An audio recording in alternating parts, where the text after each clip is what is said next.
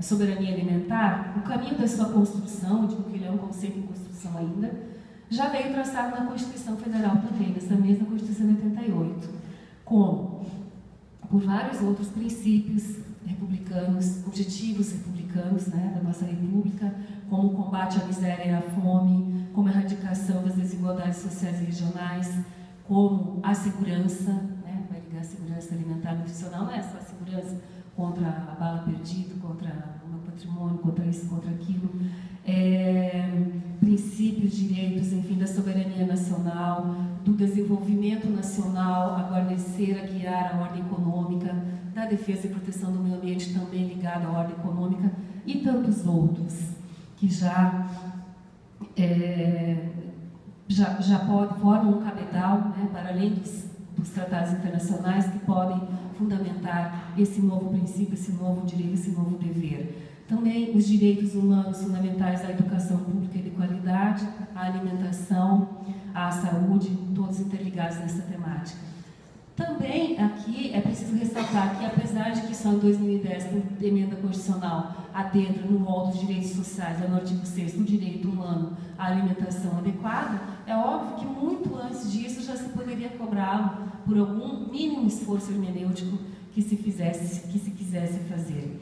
Esse direito à educação básica pública de qualidade que mencionei e que circunda o tema aqui, gratuita, como dever do Estado, dos 4 aos 17 anos, ou extemporaneamente, em idade extemporânea, se a pessoa não teve a oportunidade de cursá-lo até os 17 anos, trouxe, por sua vez, mais uma revolução. Hoje eu vim para falar de revoluções, né?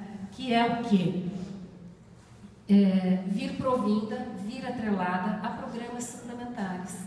São vários, programa suplementar de saúde, de transporte, de material didático, mas aqui eu quero chamar o gancho para o programa suplementar de alimentação escolar. Porque é nele que vai entrar a agricultura familiar, onde nós vamos unir todo o resto que eu já falei, né? Soberania alimentar, segurança alimentar e nutricional, desenvolvimento nacional sustentável. E como?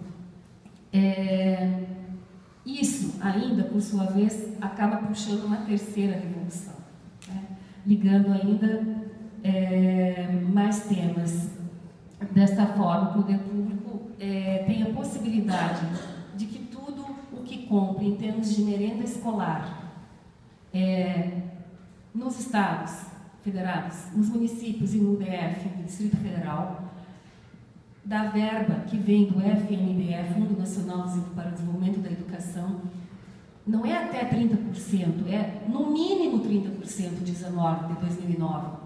Pode ser comprado, desde que se compre dos agricultores familiares que lidem em bases sustentáveis, sem licitações públicas. Isso é uma grandíssima revolução dentro da anterior revolução das contratações públicas sustentáveis com ressignificação do princípio da vantajosidade econômica. É um processo bastante simplificado, né? A cada vez ele foi se simplificando mais, que visa a beneficiar não só essas crianças que podem, então, e devem, e têm direito, e os gestores públicos têm o dever de dar-lhes alimento diário saudável, ecologicamente bio, enfim, orgânico, fresco, e com as características culturais do local onde habitam, que são conceitos da segurança alimentar e nutricional. São microconceitos, né, que compõem, são elementos que compõem esse conceito. Mas também isso beneficia os próprios agricultores familiares, porque lhes gera renda, lhes gera uma venda, uma compra segura. É óbvio que eles têm critérios de higiene, de segurança, de tudo isso para a própria segurança alimentar e nutricional mesmo, para trabalhar esses alimentos. Mas isso também fixa essas pessoas na terra, porque aquela revolução verde lá de trás, que eu falei, foi êxodo rural, né? As pessoas acabaram, que os grandes foram engolindo os pequenos, comprando suas micropropriedades, e eles foram para os bolsões nas periferias das grandes cidades, como analfabetos, não tinham emprego, virados os marginais, né? Os primeiros marginais. E assim não deveria ter sido. Mas, enfim, isso tudo leva a quê? Há uma opinião que eu ouvi de uma pessoa que eu considero muito sábia, que a professora Carla Amado teve a oportunidade de conhecer lá no nosso último evento, em maio, né, em Palmas, o Dr. Nelton Friedrich, que é o diretor da Itaipu Nacional para o programa Cultivando Água Boa. E ele, em uma outra fala, quando veio o Fritjof Capra a Curitiba em julho do ano passado, ele disse o seguinte, falando sobre isso: hoje em dia, no Brasil, só não tem aos seus alunos, só não dá aos seus alunos, né, entre aspas, alimento fresco, de qualidade, livre de conservantes, saudável, enfim, tudo isso, o governador ou o prefeito que não quiser, porque nós temos tudo isso, é uma facilidade enorme, né?